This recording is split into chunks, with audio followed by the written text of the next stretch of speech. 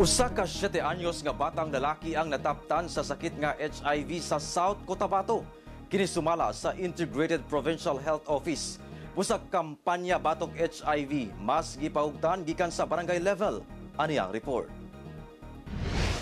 In terms of Gibutiyag sa South Cotabato Integrated Provincial Health Office nga nakatala ang probinsya og pinakabatang pasyente nga dunay kaso sa Human Immunodeficiency Virus o HIV. Sa 142 ka bag-ong kaso nga natala gikan January hangtod September ning tuiga, usa dinhi ang usa ka 7 anyos nga batang lalaki.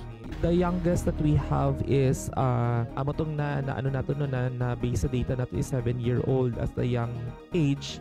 Gidudahan nga posibleng biktima ang bata og sexual abuse, sanglit ang inahan niini nagnegatibo sa mga paunang HIV testing.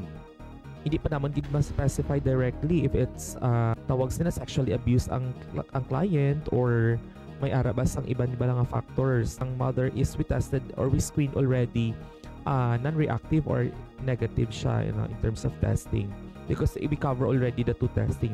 Sulod sa pipila ka tuig, nakatala ang probinsya og 1,783 ka patients living with HIV. Busa padayon ang kampanya sa buhatan aron batukan ang sakit. Gani buot nining paugtan ang kampanya gikan sa barangay level. We don't wait na maglala, no? HIV is everyone's responsibility. And we need also a strong support from the barangay level up to the national level. We will enhance barangay strong support, especially establishing barangay local AIDS response through their local council. And then ang aton nga mga munisipyo to fully establish the program.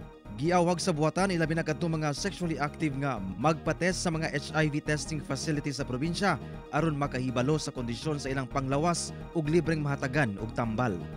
Kauban si Gary Balantay ug Bong Vicencio, Efren Mamak. 1 Mindanao.